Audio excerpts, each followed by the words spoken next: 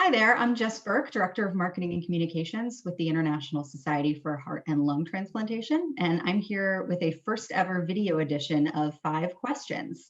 And I'm here today with Tara Veasey of the Allegheny Health Network. Good morning, Tara. Hi, good morning. So thanks for joining me today and being brave enough to be our first video interview. Let's start with the basics. So tell us a little bit who you are, where you work, and what's your role in ISHLT? Sure. So like you mentioned, I'm Tara Veasey. I am a cardiac transplant pharmacist here at Allegheny General Hospital in Pittsburgh, Pennsylvania. Within ISHLT, I serve as the pharmacy representative to the Early Career Trainee Committee, as well as within the ECTC, I also serve as that representative to the PVD Interdisciplinary Network Steering Committee. Well, fantastic. Would you mind telling us why you got involved with ISHLT and what keeps you here? Sure. I actually had the opportunity to present a research project from my pharmacy residency at ISHLT while I was a resident. And my mentor in residency at the time, Walt Huber, was the pharmacy council chair that year. And he really was able to help me get introduced to some of the other members of the council, some of the other pharmacists involved in the society. And I really was attracted to that networking opportunity, as well as so many of the pharmacists have been very welcoming and very good about promoting those of us who are junior or more early in our careers to help get involved. So that networking aspect and the interdisciplinary network as well has really been attractive to me. That's great. I hear a lot of stories about people who are brought in by another member or a mentor, so that's fantastic. Can you tell us what inspired your career path? How did you end up where you are? Yeah, so Walt also played a big part in that as well. Getting to see the practice that he had when I was a resident was a lot of what inspired what I wanted to do with my pharmacy career. And then also going to the meeting as a resident really helped solidify that I really wanted to work with thoracic transplants specifically. So I've not been paid to plug the meeting, but going to the ISHLT meeting as a resident did have a big role in that as well. Well, that makes sense, and it's even better that you weren't paid to say it.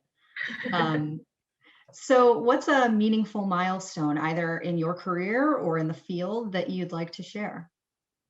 Yeah, so as a transplant pharmacist, I think something that always stands out to me in the field specifically, and it does feel a little bit like a cliche, is how significant the immunosuppression really is to the success of the allograft. So from what I understand, of course, not being a surgeon, the surgical technique hasn't changed a lot since heart transplant was first developed, but the new developments of new agents for immunosuppression have had a lot of impact on how long those grafts can survive. And with calcineurin inhibitors specifically, we've been able to see grafts do so much better, although we still do need more newer agents because there's a lot of toxicity with those. So still growth to be had there, but I think it's great to see what we've been able to accomplish so far.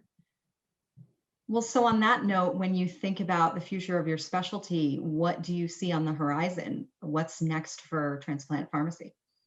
Yeah, so I hope to see even more involvement and autonomy of the transplant pharmacists within the medical teams and across the world. So increasing collaborative practices and possibly prescribing authority for pharmacists one day in the future in certain settings, and especially also more international involvement.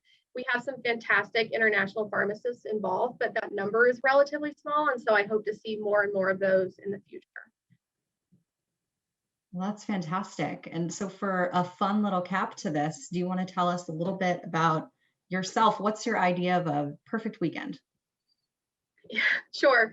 So since you say perfect and not necessarily practical, I'm going to say it needs to be a long weekend. So probably a 3 or 4 day weekend. And then I would also say I'd like to be on a beach reading a book. So that's probably not going to happen in Pittsburgh, but you said perfect, so we'll go with that. I am on board for that.